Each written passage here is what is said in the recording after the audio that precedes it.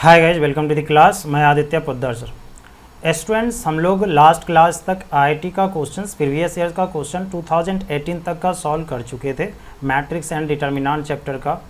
और आज हम लेकर के आए हैं ईयर 2019 का, ईयर 2019 का। ओके, ईयर 2019 में जैसा कि हम पहले भी बताए, टोटल 32 क्वेश्चंस पूछा गया है मैट्रिक्स एंड डिटर्मिनेंट चैप्टर से। मैट्रिक्स एंड डिटर्मिनेंट चैप्टर से कितना क्वेश्चन पूछा गया? 32। तो हम कोशिश कर रहे हैं इसको एक एक पार्ट करने का। इस पार्ट में हम 4 क्वेश्चंस लेके आए हैं और बिल्कुल मज़ा आएगा तुम लोग को पढ़ने में। लेकिन जो भी स्टूडेंट्स न्यू हो, प्लीज़ चैनल को सब्सक्राइब कर लो, नोटिफिकेशन बेल को क्लिक कर लो और हाँ, अपने फ्रेंड्स के साथ शेयर कर लो, व्हाट्सएप, फेसबुक, जहाँ पे भी, इंस्टाग्राम पे हो वहाँ शेयर कर लो। ओके, चलो चलते हैं, शुरू करते हैं। Let's start. तो स्टूडेंट्स, जैसा कि ये क्वेश्चन देख पा रहे होगे तुम लोग यहाँ पे, इसको इरेज कर लो। क्वेश्चन ये है,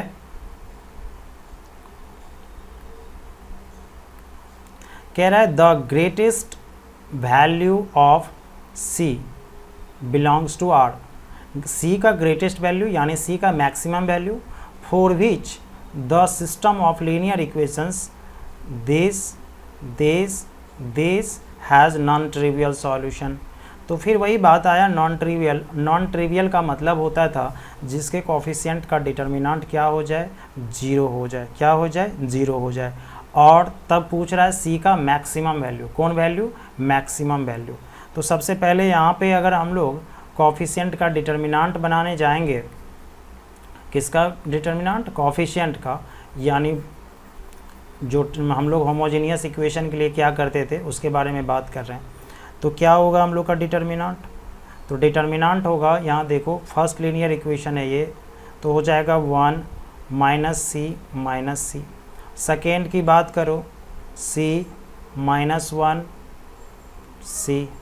थर्ड की बात करो, c माइनस 1। और इसका वैल्यू क्या हो जाएगा? 0। क्यों? क्योंकि नॉन ट्रिवियल सॉल्यूशन या नॉन ज़ीरो सॉल्यूशन के लिए क्या होता है? डिटर्मिनेंट 0 होता है। अब यहाँ पे कुछ ऑपरेशन कर लेते हैं, थोड़ा जल्दी सॉल्व हो जाएगा क्योंकि 0 आ जाएगा आसानी से। तो कहोगे सर क्या करिएगा इसके लिए? देखते रहो क्या कर रहे हैं।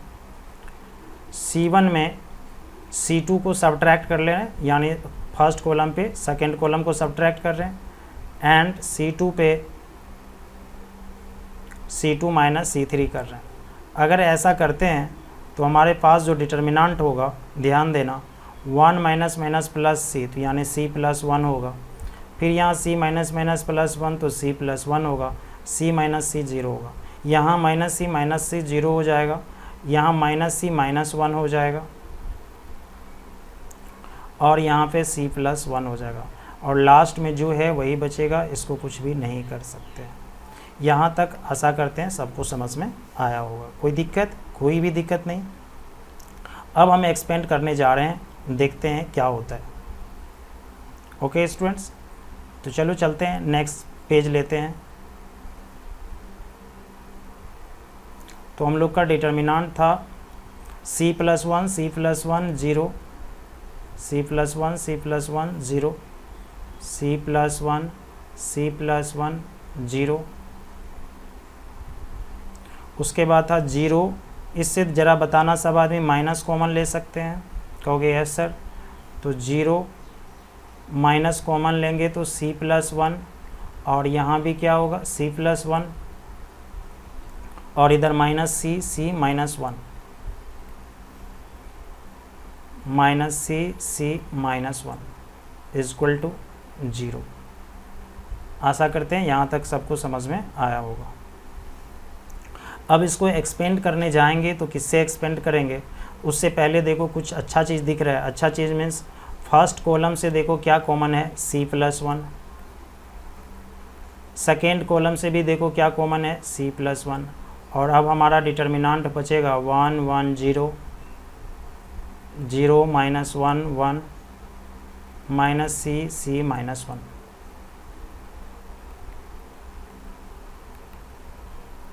c प्लस 1 का होल स्क्वायर।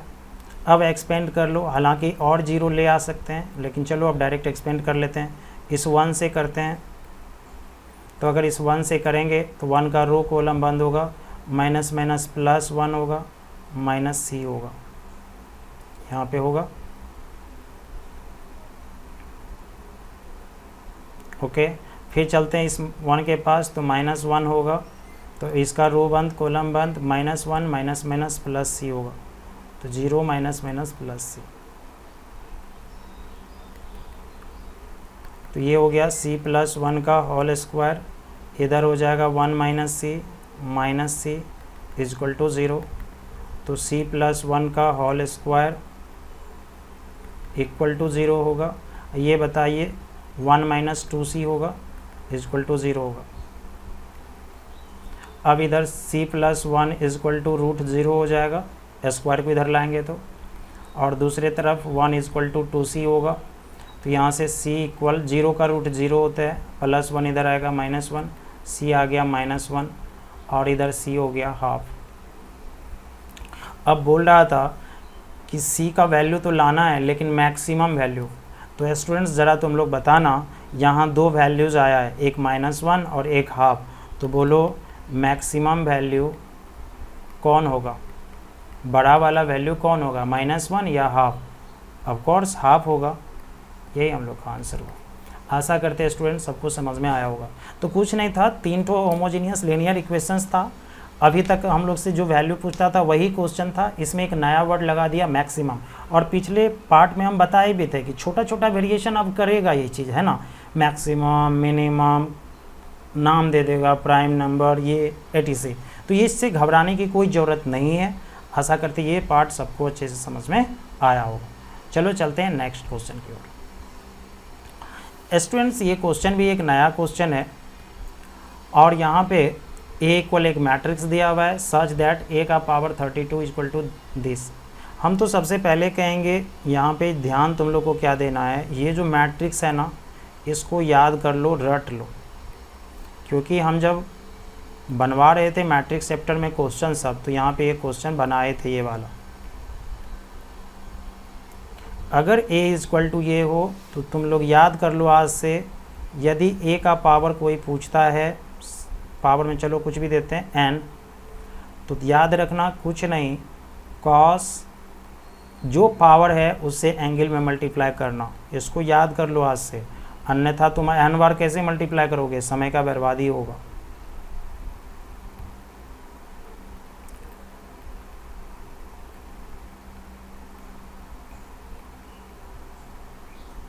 ओके, तो ये ध्यान रखना कि अगर a इक्वल टू दिस होगा तो a to the power n, ये याद रखना है। अब तुम ही बोलो, अभी a का पावर मान लो 50 करें तो हम जानते हैं a का पावर 50 क्या आएगा, लेकिन क्या a का पावर 50 तुम सॉल्व कर सकते हो, 50 बार मल्टीप्लाई कर सकते हो को, नहीं ना। तो इसलिए इसको याद करना, रटना बहुत ज़रूरी है। जो याद कर लेगा उससे जल्दी सॉल्व हो जाएगा और कोई बात नहीं है। समझ गए? चलो तो ज़रा यहाँ बताना स्टूडेंट्स, a का power n equal to this. Question में क्या कह रहा है, a ये है, a का पावर 32, a का पावर 32 दिस के इक्वल होता है। तो यहाँ ज़रा बताना n के जगह अगर 32 दूँ तो a का पावर 32 क्या होगा हम लोग के सामने, cos 32x minus sine 32x, नीचे भी साइन 32x cos 32x होगा। आशा करते हैं ये चीज़ सबको समझ में आया होगा। सिर्फ याद रखना है a का पावर n सही से, क्योंकि हो सकता है अभी a का पावर 32 नेक्स्ट एग्जाम में दे दे a का पावर 52, तो अब तुम वहाँ पे 52 बार मल्टीप्लाई 52 बार टाइम्स करोगे क्या, नहीं ना। तो ये चीज़ थोड़ा सा याद रखना हो जाएगा। तो अब ध्यान दो, वी हैव, हम लोग के पास है a to the power 32 equal to 0 - 1 1 0, ये दिया हुआ है ना, अभी दिए देख लिए, 0 - 1 1 0 है। और a का पावर 32 हम लोग फाइंड आउट किए हैं, क्या फाइंड आउट किए हैं, cos 32x minus sine 32x, sine 32x cos 32x।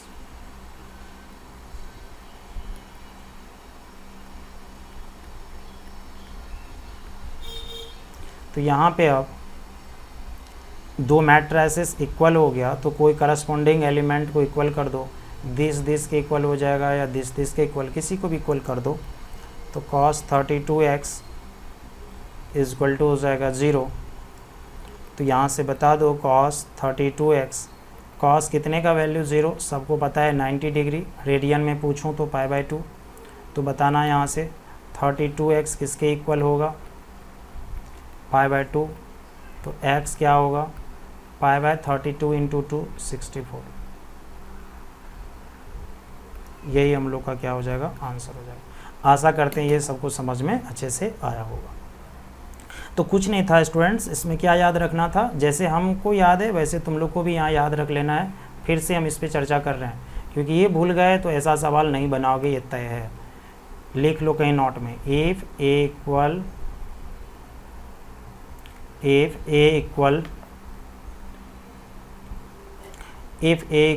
cos x minus sin x cos x।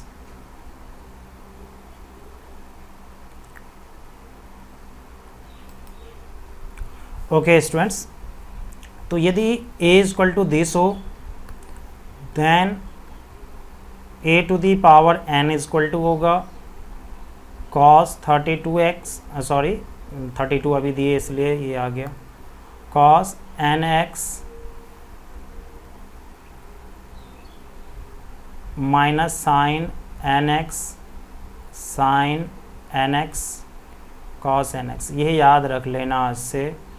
Okay, board exam हो या कोई भी एग्ज़ाम हो, याद रहना चाहिए, अन्यथा फिर प्रॉब्लम क्रिएट हो जाएगा। कुछ भी सवाल में नहीं था, अगर जिसको ये याद होता तो बस मुश्किल से 20 सेकंड 25 सेकंड का क्वेश्चन था और कुछ था नहीं, क्योंकि कंपैरिजन करना था सिर्फ इक्वल करके। ठीक, तो ये बोर्ड लेवल का भी एग्ज़ाम नहीं था, आदि क्वेश्चन नहीं था स्टूडेंट्स, समझ गए। चलो चलते हैं नेक्स्ट क्वेश्चन की ओर। स्टूडेंट्स यहाँ पे क्वेश्चन है, if the system of linear equations, ये भी क्वेश्चन बहुत ही आसान है, कोई बड़ा है नहीं।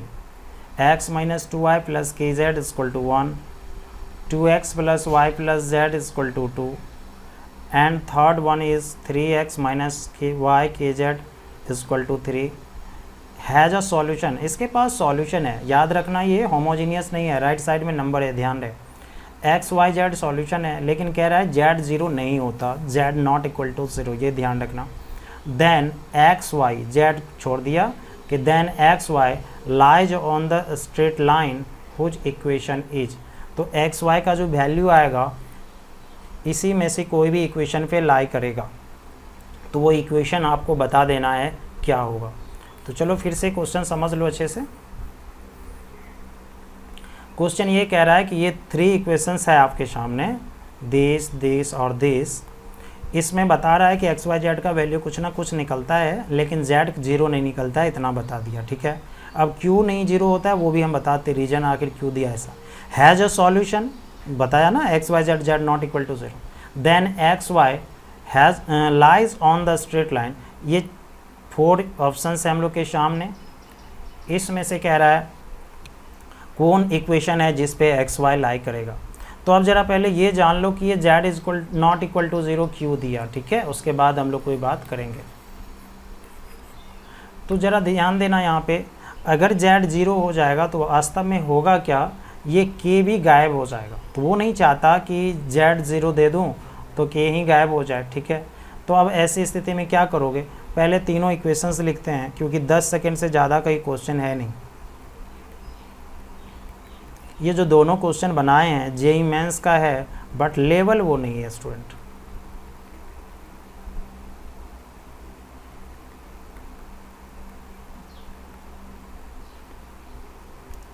Equation 1, equation 2, equation 3। सबसे सिंपल क्या है तरीका, क्योंकि कुछ है नहीं इस सवाल में, इक्वेशन लाना है। तो ज़रा तुम अपना ऑप्शन ढूंढो, क्या किसी ऑप्शन में के है, नहीं है। बोले हैं ना कभी कभी ऑप्शन से किल किया करो सवाल को। तो ज़रा ये 3 इक्वेशंस तुम्हारे सामने है, तुम इंडिपेंडेंट हो, तुम स्वतंत्र हो, कोई भी 2 इक्वेशन लो और के गायब हो जाना चाहिए। के क्या हो जाना चाहिए, गायब। तो अगर हम फर्स्ट और सेकेंड इक्वेशन से सोचें, के कभी भी गायब नहीं होगा, क्योंकि इसमें जेड है, इसमें के जेड है। अगर के से मल्टीप्लाई करके भी तुम सब्ट्रैक्ट करोगे तब भी के रह जाएगा। फिर अगर सेकेंड और थर्ड में करते हो तब भी जेड, यहाँ के जेड है, ख़त्म नहीं होगा। लेकिन ज़रा देखना यहाँ पे फर्स्ट और थर्ड यदि दोनों इक्वेशन को ऐड करें तो के से के कैंसिल हो जाएगा, होगा कि नहीं? समझो मेरा सवाल ख़त्म हो गया। तो कुछ भी नहीं करेंगे यहाँ पे, adding equation 1 plus equation 3, plus नहीं देंगे अब क्योंकि एडिंग लिख दिए हैं, तो एंड दे देंगे बस, एडिंग 1 and 3।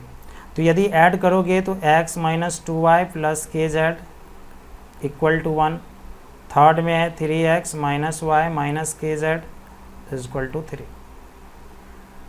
तो ऐड करेंगे तो x plus 3x 4x minus 2y minus y minus 3y plus k z minus k z is equal to ख़त्म 1 प्लस 3 इज इक्वल टू 4, यानी हो जाएगा 4x माइनस 3y और plus is equal two plus 4। लेकिन देखो option में कहीं number right side नहीं लेफ्ट साइड है, कर लेते हैं 4x माइनस 3y प्लस 4 इधर लाओगे माइनस 4 इज इक्वल टू 0। देखो कहीं पे है क्या, 4x minus 3y minus 4, C number option है स्टूडेंट्स यहाँ पे, ये आंसर हुआ। कुछ भी नहीं है स्टूडेंट्स, ऐसे सब क्वेश्चन में जेई मेंस का लेवल ही नहीं है सब क्वेश्चन का, ठीक है, ये एकदम बोर्ड लेवल का है। तो आसानी से ये समझ गए होगे। और इस क्वेश्चन में कुछ था नहीं, कोई प्रैक्टिस करने का चीज़ नहीं है, यहाँ पे सिर्फ के को ख़त्म करना था, ऑप्शन में था नहीं, ऑप्शन से ही सवाल को ख़त्म कर लिए कुछ हेल्प ले करके, ठीक है। चलो आशा करते हैं समझ में आया होगा। तो चलो आज का लास्ट क्वेश्चन 4 नंबर सॉल्व करते हैं, ज़रा तुम लोग भी देख। तो स्टूडेंट लास्ट क्वेश्चन है, कह रहा है कि let the number 2, B, C, B and AP, याद रखना ये 3 नंबर्स 2, B, C, AP में है, एंड A इक्वल एक मैट्रिक्स दिया है। डिटर्मिनांट A का जो वैल्यू होता है, ये बिलोंग्स टू पढ़ते हैं सबको पता होगा, डिटर्मिनांट A का जो वैल्यू होता है वो 2 से 16 तक लाई करता है, 2 से कहाँ तक, 16 तक।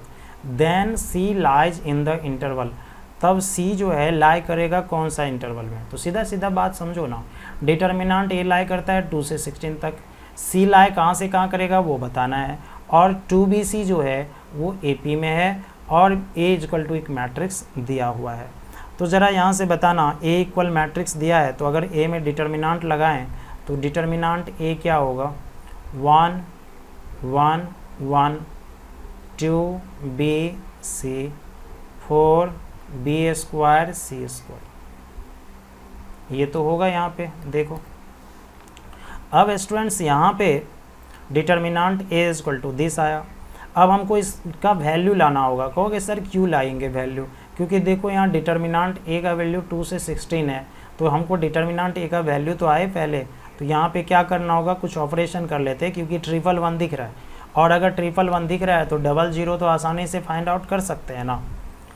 तो C1 पे C1 माइनस C2 कर लेते हैं, एंड C2 पे C2 माइनस C3 कर लेते हैं। तो डिटर्मिनांट A इक्वल होगा 1 minus 1 0 1 minus 1 0 1 2 minus B B minus C C 4 B square C square. Okay, determinant ये आया। अब इसको ज़रा हम लोग एक्सपेंड करने का सोच लेते हैं, फिर कोई काम करेंगे, ठीक है। चलो, यहाँ पे एक मिस हो गया स्टूडेंट्स, क्योंकि C2 में C3 भी सब्ट्रैक्ट कर रहे हैं ना, तो 4 माइनस B स्क्वायर हो जाएगा यहाँ पे, और यहाँ पे हो जाएगा B square minus C square, ठीक है। चलो चलते हैं नेक्स्ट के पास। तो डिटर्मिनांट A इक्वल टू आया हम लोग को 0 2 माइनस B। ज़रा ये बताना तुम लोग, 4 माइनस B स्क्वायर को यहाँ रफ में करके दिखाते हैं, क्योंकि IIT सबके क्वेश्चन में समय बर्बाद नहीं करना है कि बार बार छोटा छोटा चीज़ लिख रहे हैं। 4 माइनस B स्क्वायर को बताना 2 स्क्वायर माइनस B स्क्वायर लिख सकते हैं, कहोगे बिल्कुल। 2 माइनस B 2 प्लस B लिख सकते हैं फार्मूला से, कहोगे बिल्कुल। तो ये चीज़ थोड़ा सा याद रखना, और ऐसा नहीं कि नया है, डिटर्मिनांट चैप्टर में ये सब काम हो चुका है, ठीक है। तो 0 2 माइनस B 0 2 माइनस बी, और यहाँ पे है 2 माइनस बी 2 प्लस बी। अब सेकेंड कॉलम की बात करें, 0 बी माइनस सी, यहाँ भी फार्मूला लगेगा b minus c b plus c हो जाएगा। 0 b minus c b minus c b plus c, और थर्ड के पास हो जाएगा 1 c c square.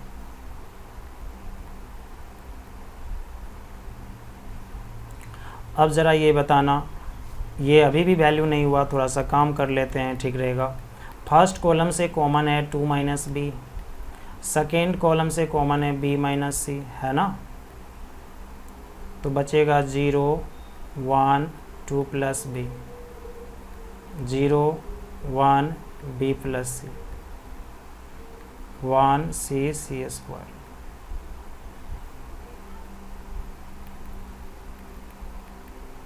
Two minus b into b minus c, 1 का रो 1 का कॉलम बंद कर देते हैं, तो ये क्रॉस करेंगे b plus c minus 2 minus b, b से b cancel, 2 minus b b minus c c minus 2, ये आया डिटर्मिनेंट ए। आशा करते हैं इतना तो सबको समझ में आया होगा। अब कुछ बात को लिख लेते हैं, ठीक है। बात ये लिखना था कि गिवन था 2, B, C are in AP, नहीं था क्या? चलो देख लो, 2 यहाँ सबसे ऊपर में 2, B, C किस में था? AP में था। तो ज़रा ये बताओ AP में क्या होता है? फर्स्ट टर्म क्या मानते हैं? A, तो A हो गया 2। सेकेंड टर्म क्या होता है? B क्या होता है? A प्लस डी, तो A क्या है? 2, तो 2 प्लस डी हो गया। C थर्ड टर्म C क्या होता है? A प्लस 2D, तो A क्या है? 2 और 2D, ऐसा तो हो सकता है। तो A मान लिए क्या, मानेंगे क्या है ही, A है 2, B A प्लस डी यानी 2 प्लस डी, C कितना है? C 2 plus 2D। यहाँ से ज़रा ध्यान दो, सबका वैल्यू लिखने का कोशिश करो, क्या होगा नहीं होगा, ठीक है। ओके, सबसे पहले 2 माइनस बी है, तो ज़रा बताना, इसको इक्वेशन 1 मान लेते हैं, इक्वेशन 2 मान लेते हैं, इक्वेशन 3 मान लेते हैं। बताओ ज़रा सभी आदमी 2 माइनस बी क्या होगा? 2 माइनस बी क्या होगा? यहाँ से दिक्कत हो रहा है तो चलो फिर से समझा देता हूँ। a इजक्वल टू 2 है, इक्वेशन 1 में देख लो, है ना। और सेकेंड में क्या है? a plus d equal to b है, यही है ना। मतलब b equal a plus d, तो a plus d equal b। अगर सब्ट्रैक्ट करोगे तो a से a ख़त्म हो जाएगा, माइनस डी होगा, और इधर क्या हो जाएगा? 2 माइनस बी। तो ध्यान देना, यहाँ पे 2 माइनस बी के बदले क्या आ गया? Minus D. अब लाना है b माइनस सी। ज़रा देखो किसको क्या करोगे? b माइनस सी आएगा, ये आसान है। 2 में 3 को सब्ट्रैक्ट कर लेंगे, तो 2 माइनस 3, तो b माइनस सी हो गया। तो a से a ख़त्म, d माइनस 2d, ये भी क्या हो जाएगा? Minus D. तो चलो ये भी माइनस डी हो गया। अब c माइनस 2 लाना है, तो c माइनस 2 मतलब फर्स्ट में से थर्ड को सब्ट्रैक्ट करना होगा, है ना।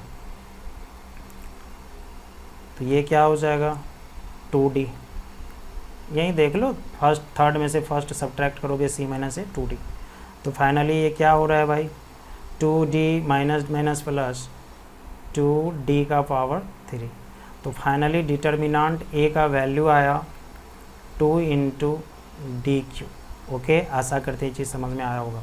तो ये जो पार्ट दिख रहा है स्टूडेंट्स यहाँ पे गिवन वाला, इस पे ध्यान रखना, ये AP का चीज़ है, इसको नज़रअंदाज मत करना। मेन चीज़ यही है, अगर यही वैल्यू नहीं आएगा तो फिर इधर इतना छोटा वैल्यू आता ही नहीं, ठीक है।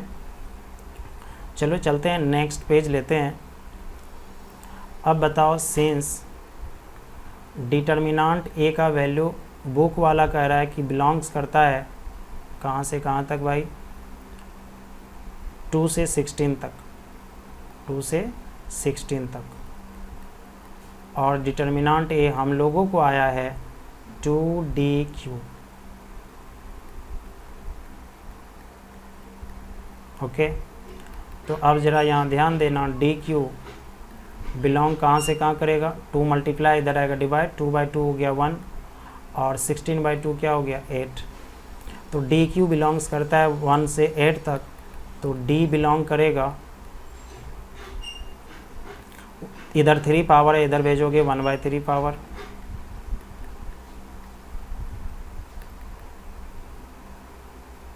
वन का क्यूब रूट हो गया 1, 8 का क्यूब रूट हो जाएगा 2। तो D का वैल्यू लाई करेगा 1 से कहाँ तक, 2 तक। ये है कॉमन डिफरेंस। D क्या होता था, कॉमन डिफरेंस।